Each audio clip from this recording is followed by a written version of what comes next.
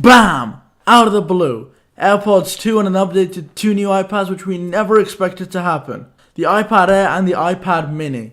So on this episode of the AKAJK Show, I'm going to run all of that down, so let's roll that intro.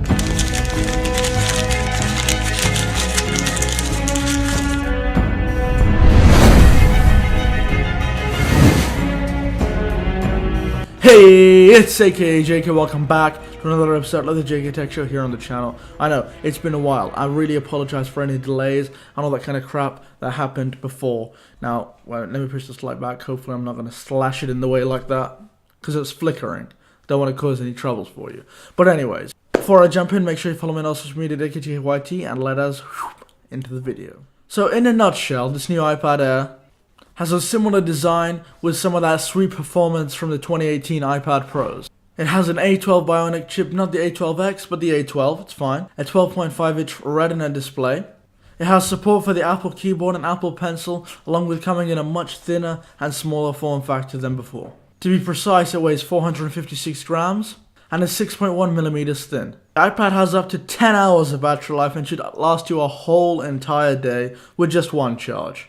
Has super fast Wi-Fi and LTE speeds, and the graphics for gaming should be off the charts, so it's gonna look real great if you're playing any video games on your iPad. It has the very popular True Tone display, which started in 2017 with the iPhone X, and it's now coming to all of these new devices, so True Tone, definitely a winner.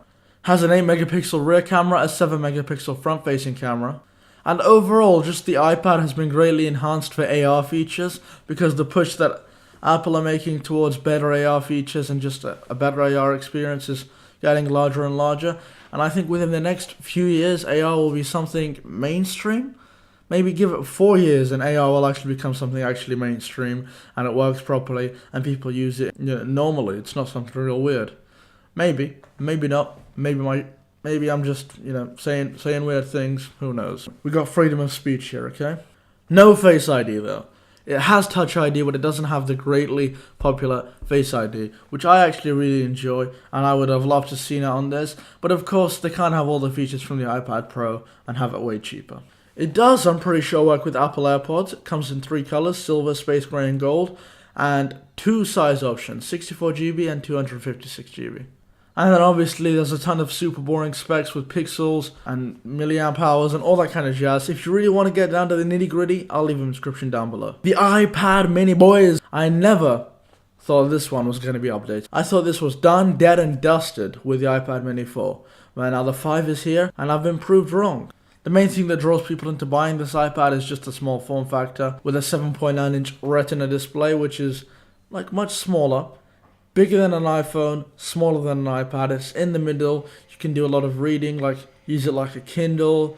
You can play some games on it. It's better than the phone. It's basically a combination between the iPad and the iPhone, and you get the iPad Mini. Anyways, regardless, we know the Mini is. But wait for it. True Tone display. We got it bang right here on this one. It also does support Apple Pencil. I know, you would never guessed it. Weighs 300 grams and is 6.1mm thin. Now on the Apple side, I'm pretty sure they claim 10 hours of battery life, but to me that makes absolutely no sense, because there's the iPad Air, which is a 10.5-inch Retina display, and that has claims 10 hours of battery life, and this 7.9-inch display and claims 10 hours of battery life. You see what I mean? It should be less. There's an A12 Bionic chip, which is pretty awesome. And this one is actually meant to be able to run applications like Adobe Photoshop CC without any problem at all, which is pretty awesome. It's not going to be like the kind of laggier, older iPad minis. It should be pretty great. And this freaking iPad has over 3 million pixels. And added AR support like the iPad Air. Nothing too different there. And in terms of the camera, same specs, 8-megapixel rear, 7-megapixel front facing. Same storage options and colors.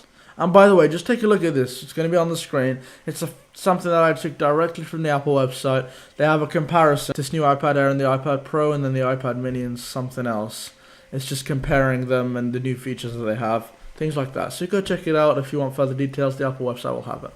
Now the controversial one is the AirPods 2. And in my opinion, they're not really the AirPods 2, not the big upgrade that we've been waiting for with like space gray colors and touch features and added health features, all that kind of jazz. That one is actually rumored to release in 2020, and that will be an actual major push for the AirPods 2. For me, and most people, the way they think about this is the iPhone 6 to the iPhone 6s.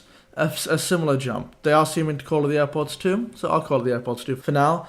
And let me list you the features. So, same exact design. It has a new H1 chip instead of moving to the W's because, well, I don't know. It's supposed to be 50% more powerful or something like that. So hell yeah. 50% longer talk time, which is pretty great. And in terms of the pricing, you got $159 for the regular one and $199 for the wireless charging case. There is still no AirPower, okay? No AirPower. And that's that. The wireless charging case is just wireless charging, spend an extra $50 and you have wireless charging on a case. That's that. Now in terms of the prices for everything, the iPad mini starts at £399 and maxes out at $669, which is the 256GB option with cellular. And the iPad Air starts at £479 and maxes out at £749. The same idea as the iPad mini. And so I'll conclude this information-packed episode of the JK Tech Show by saying that I think these iPads aren't a huge major push, but the prices seem pretty good, they look pretty good, and it's nice to get an upgrade to the more budget options of the iPad end, instead of just pushing the iPad Pros and the much cheaper iPads. This is something good in the middle, and I think they'll sell decent. So yep, that's pretty much about it for this episode. Hopefully you did enjoy it. If you did, make sure to smash that like button.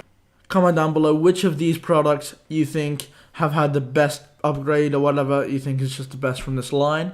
Aside from that, hopefully I'll catch you tonight in an episode of the vlog, and also make sure you subscribe, because here at AKAJK, the grind is daily.